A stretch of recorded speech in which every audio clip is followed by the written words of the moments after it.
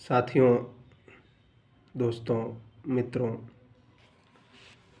हम हिंदी साहित्य की सीरीज में आधुनिक काल की बात कर रहे हैं और आधुनिक काल की कविता, आधुनिक काल का चिंतन, आधुनिक काल का साहित्य ब्रज भाषा और रीतिकालीन चेतना से बाहर आकर के नायक और नायिका की उस नाभि और योनि से बाहर निकल के उस सामाजिक जीवन में अपने उस वास्तविक प्रेम की दुनिया में कैसे पहुंचता है। और नायक और नायिका एक स्वच्छंद वातावरण में एक स्वच्छंद प्रेम का इजहार करते हैं, जहां सिर्फ और सिर्फ संभोग ही नहीं है बल्कि प्रेम की एक स्वच्छंद हवा है, एक प्रेम का एहसास है, एक अनुभूति है, जीवन के प्रति, समाज के प्रति और दुनिया के प्रति एक स्वच्छंद भाव है।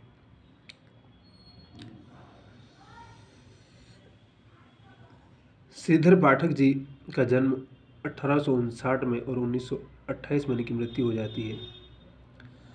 आगरा के एक गांव में पैदा हुए थे और ब्रज भाषा मथुरा और आगरा की मिट्टी की भाषा है, वहीं की भाषा में लिखना पढ़ना सीखा इन्होंने। और ऋतु संहार, कालिदास के ऋतु संहार, गोल्ड स्मिथ की हरमिट का आपको पता ही है, डेजर्ट विलेज का इन्होंने अनुवाद किया, ट्रेवलर का अनुवाद किया, एकांतवासी योगी का किया, उजड़ ग्राम और शांतपति के नाम से उन्होंने हिंदी में अनुवाद किया। इन पुस्तकों के चुनाव में ही कवि का प्रकृति प्रेम तथा गांव के प्रति अनुराग पता चलता है। एकांतवासी योगी की भाषा खड़ी बोली मैंने कहा था पहले ही कि किस प्रकार से ये सारा जो समय है वो चेतना के स्तर पर और भाषा के स्तर पर दोनों ही रीतिकालीन सीमा से बाहर निकल करके आधुनिक दुनिया में प्रवेश करने का समय है। एक तरफ खड़ी बोली की तरफ शिफ्ट हो रहे हैं, एक तरफ रीतिकालीन चेतना से आधुनिक कालीन चेतना, आधुनिक काल की चेतना क्या है, प्रेम को अभिव्यक्त करना, अपनी बात कहना, लोकतांत्रिक मूल्यों की बात करना, तार्किकता की बात करना, प्रेम की अभिव्यक्ति करना, स्वतंत्र प्रेम की अभिव्यक्ति करना, है ना। वो सिर्फ देह का प्रेम नहीं है, प्रेम किस तरह से जीवन के साथ जुड़ रहा है, कैसे अपने आप को अभिव्यक्त कर रहा है और वो सामाजिक जीवन में भी एक इन्फ्लुएंस पैदा कर रहा है। तो ये सब हो रहा है इस काल में। उनकी मौलिक कृतियाँ कौन कौन सी है? जगत सच्चाई सार 1887 में आती है, गुणवंत हेमंत 1900 में, कश्मीर सुषमा 1904 में, भारत गीत 1918 में और स्वर्गीय वीणा विशेष रूप से लिखी सूत्रीय साइयों में से सद्गुणी ढंग का जगत सच्चाई सार लिखा गया। कुल मिलाकर के पाठक जी का आधुनिक हिंदी साहित्य में प्रकृति चित्रण और प्रेम के भाव को व्यक्त करने में और एक मार्ग प्रशस्त करने में बहुत बड़ा योगदान है। और किस प्रकार से रीतिकालीन चेतना से बाहर निकल करके उस खास तरह की जो सीमा रेखा थी उसको लांघ करके एक आधुनिक ज़माने का, क्योंकि उनको वेस्टर्न का भी ज्ञान था और कहीं न कहीं वेस्टर्न और ईस्टर्न दोनों को मिलाकर के उन्होंने एक ऐसी चेतना का विकास किया जिसमें मनुष्य अपने भाव को बड़ी सहजता और बड़ी स्वतंत्रता के साथ अभिव्यक्त कर सके। एक रचनाकार के रूप में जब कोई विधा या समय ऐसा हो कि जब आप एक ट्रांसफॉर्मेशन के समय से गुजर रहे होते हैं, जब चीज़ें बदलने की प्रक्रिया में चल रही होती है, उस समय आपके ऊपर एक बड़ी जिम्मेदारी होती है। चाहे महावीर प्रसाद द्विवेदी की बात करें हम, चाहे आचार्य रामचंद्र शुक्ल की बात करें हम, चाहे भारतेंदु जी की बात करें हम, है ना। ये तमाम जो उस दौर के रचनाकार थे जिनके सामने ये था कि जो खत्म हो चुका है वो जा रहा है और नए में समाज को, साहित्य को किस धारा की तरफ ले जाना है, उसके लिए आपको एक विज़न देना है। आप एक डिपार्चर पॉइंट, एक प्रस्थान बिंदु है और जब आप एक प्रस्थान बिंदु हैं तो आपके सामने एक चैलेंज होता है, चुनौतियाँ होती है। आप जो रास्ता बनाएंगे आने वाली नस्लें उसी रास्ते को फॉलो करेगी, अगर वो रास्ता सही होगा तो तो इनके सामने भी कुछ ऐसा ही था, तो इन्होंने भी अपना पूरा रोल अदा किया। प्रकृति यहाँ एकांत बैठी निज रूप क्या कहते हैं कि प्रकृति यहाँ एकांत बैठी निज रूप संवारती, पल पल पलटती भेष क्षणिक छवि छिन छिन धारती। किस प्रकार से प्रकृति हमेशा अपना रूप बदल रही है और रूप बदलने में क्या क्या है, दूसरी बात है कि रीतिकालीन जो कवि है उसकी सोच और आधुनिक कालीन सोच में क्या अंतर है। रीतिकाल का कवि भी तो बिहारी भी ही लिख रहा है ना, अपनी प्रेम, राजा और रानी के प्रेम के बारे में लिख रहा है वो, कि अली गली सो बंदियो आगे कौन हवाल। फिर राजा जयसिंह के बारे में कहानी चलती है ना कि वो अपनी नई पत्नी के प्यार में इतने अधिक मशगूल हो गए थे कि राज का सब छोड़ दिया था। तो फिर बिहारी ने दोहा लिखा कि क्या है आजा साहब, कहा भाई कि कहाँ आप किसके प्यार में चले गए हैं अभी आप, अली कली सो बंदी और आगे कौन हवाल है, अभी तो अली कली है, नहीं विकास ही काल।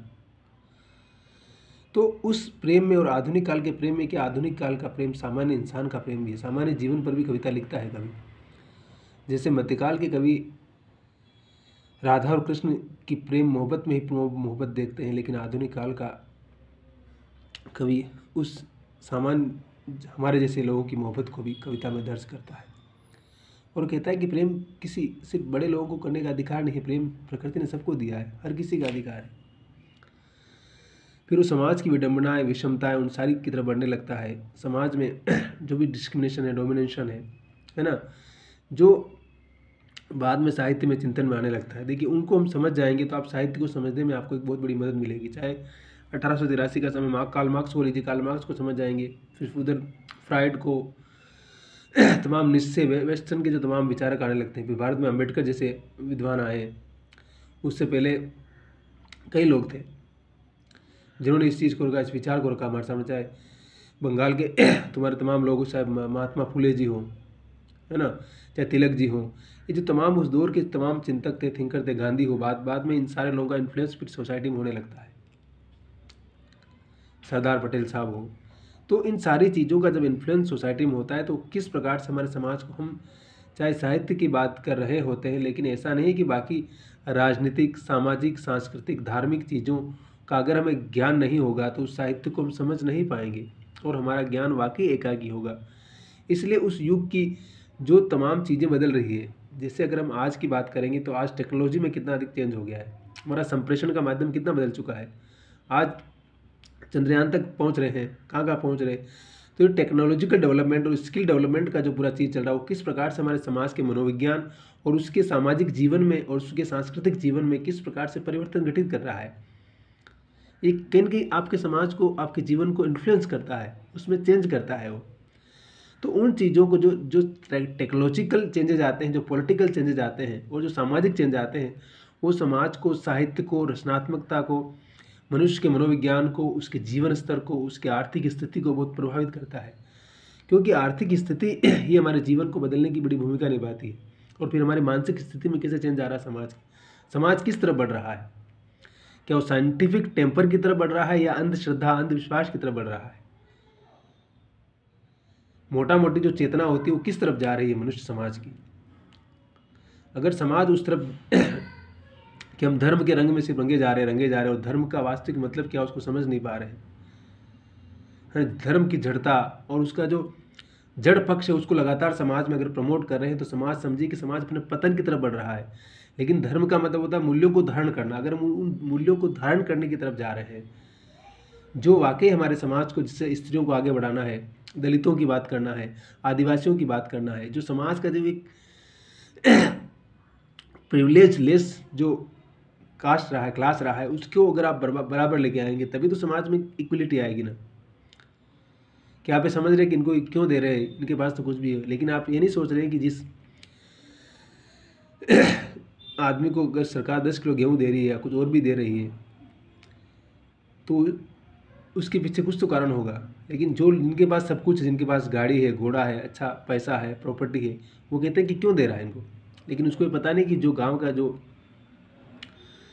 जिसको आप नीची जाति का आदमी कहते हैं, उसको पहली बात तो नीची जाति का कह कर आप जो सदियों से उसको बदनाम कर रहे हो, उसको अपमानित कर रहे हो। उसके पास न ज़मीन है, न जायदाद है, न पैसा है, न प्रॉपर्टी है, न आर्थिक स्थिति है, न सामाजिक स्थिति, न सांस्कृतिक स्थिति है, न कोई उसका राजनीतिक वर्चस्व है। तो क्या वो अब भी ऐसा ही रहेगा? इस लोकतंत्र के 70 साल में भी क्या उसको ऐसे ही सिर्फ दिन भर मजदूरी करना, और मजदूरी भी मिलेगी नहीं मिलेगी पता नहीं, उसमें भी आप गाली गलौज कुछ भी करेंगे। तो क्या उसको सम्मान से हक के साथ जीने का हक नहीं है?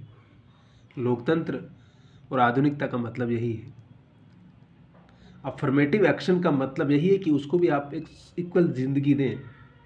अगर आपका डोमिनेशन हर क्षेत्र में है तो उसको भी उसका हक मिलना चाहिए। उसकी न जाने कितनी बढ़िया, जो वाल्मीकि जी कहते हैं अपनी कविता में बार बार, कि वो का गुस्सा कोई एक दिन का गुस्सा नहीं, सदियों का गुस्सा है वो। और क्या तुम उसका जवाब दे पाओगे? तुम्हारे पास जवाब नहीं है उनका। और अगर वो ग्रो कर रहा है, अगर वो डेवलपमेंट कर रहा है, तो उसके पीछे बहुत सारे कारण हैं। उसको डेवलपमेंट करना होगा, देना होगा। यही तो असली बात है। तो श्रीधर पाठक की कविता में हम देखेंगे कि किस प्रकार से प्रेम, मोहब्बत, रोमांस की बात करते हैं और वो इसी मनुष्य की बात कर रहे हैं। इस बात को हमेशा ध्यान रखना होगा, तभी हम साहित्य को अच्छे से समझ सकते हैं और साहित्य की एक समझ पैदा कर पाएंगे। आप सिर्फ कविता पढ़ लिए और जो पास बुक में आंसर दिया उसको रट लिए और एग्जाम में लिख दिए, इससे नहीं चलेगा, इससे समझ नहीं बनेगी। अगर समझ बनाना है तो आपको उन सारी चीज़ों को समझना होगा कि समाज में डिपार्चर पॉइंट, वाल्टेयर की बात क्यों करते हैं हम, अम्बेडकर की बात क्यों करते हैं हम। अम्बेडकर ने उन लाखों करोड़ों लोगों की आंखें खोली, उनके लिए रास्ता बनाया उन्होंने। वो चाहते तो कि लंदन में अच्छे वकील बनकर केस कर रहे होते ब्रिटिश सरकार के राज में, लेकिन उन्होंने रास्ता वो नहीं चुना। उन्होंने रास्ता अपने लोगों के लिए काम करने का रास्ता चुना। उन्होंने कहा कि मैं उस समाज का हूँ, मैं उनके लिए कुछ करूँ, और उन्होंने वो किया। पे बैक टू सोसाइटी की बात उन्होंने सिर्फ कही नहीं, उन्होंने की, उसको करके दिखाया। तो यही बात है। खुश रहिए, मस्त रहिए, मुस्कुराते रहिए, पढ़ते रहिए और एकदम झक्कास रहिए। झक्कास बोले तो झक्कास, अनिल कपूर साहब की भाषा बात के डायलॉग में कहूँ तो झक्कास। फिर देखिए कैसे परिवर्तन होता है जीवन में। और हम्बल रहिए, काम करते रहिए, खुश रहिए, हर दिन को एंजॉय कीजिए, ज़िंदगी का आनंद लीजिए। आज को जिए, कल जो गया उसको भूलिए, आने वाले को भूल जाइए। आज क्या है उसको ज़िंदगी लिखा है, लिव द लाइफ। ज़िंदगी को जीना ही सबसे बड़ी बात है। तो अगर हम ज़िंदगी को जीते रहेंगे तो हर चीज़ हमारे पास आती रहेगी। और मुस्कुराते रहिए और खुश रहिए। शब्बा खैर। और हमारे चैनल को आइए यार, लाइक कीजिए भाई, सब्सक्राइब कीजिए। इसको प्रमोट आपको करना है भाई। आप प्रमोट करेंगे तो हमारा भी उत्साह बढ़ता रहेगा और हम कुछ कुछ नया लेके आते रहेंगे और कुछ खाने पीने का जुगाड़ हो जाएगा। मैंने कहा ना कि आर्थिक स्थिति कितनी ज़रूरी है। आर्थिक इंडिपेंडेंटता, आर्थिक स्वतंत्रता ही हमारे विकास का मार्ग प्रशस्त करती है। तो अगर आप हमारे चैनल पर आकर के प्लीज़ सब्सक्राइब कीजिए, प्लीज़ सब्सक्राइब कीजिए इसको। तो हम कुछ नया नया लेके आएंगे और हमारा भी उत्साह बढ़ा रहेगा और हमें भी एक कॉन्फिडेंस आएगा, आत्मविश्वास। और ये आत्मविश्वास आप ही को देना है। इसलिए लाइक ज़रूर कीजिएगा और सब्सक्राइब ज़रूर कीजिएगा और शेयर ज़रूर कीजिएगा और कमेंट ज़रूर कीजिएगा। कमेंट नीचे कमेंट बॉक्स होता है, उसमें लिखना है कि अच्छा पढ़ा रहे हैं, कि कुछ नया सुनना चाहते हैं, कि कैसे सोचना है, आपके मन में कोई सवाल हो। गाली भी देना, लेकिन कुछ तो कुछ दीजिए तो कम से कम ना, लेकिन लिखिए ज़रूर, उसमें कमेंट ज़रूर कीजिए। कमेंट ज़रूर करना है, सभी को निवेदन है मेरा कि प्लीज़ कमेंट कीजिएगा।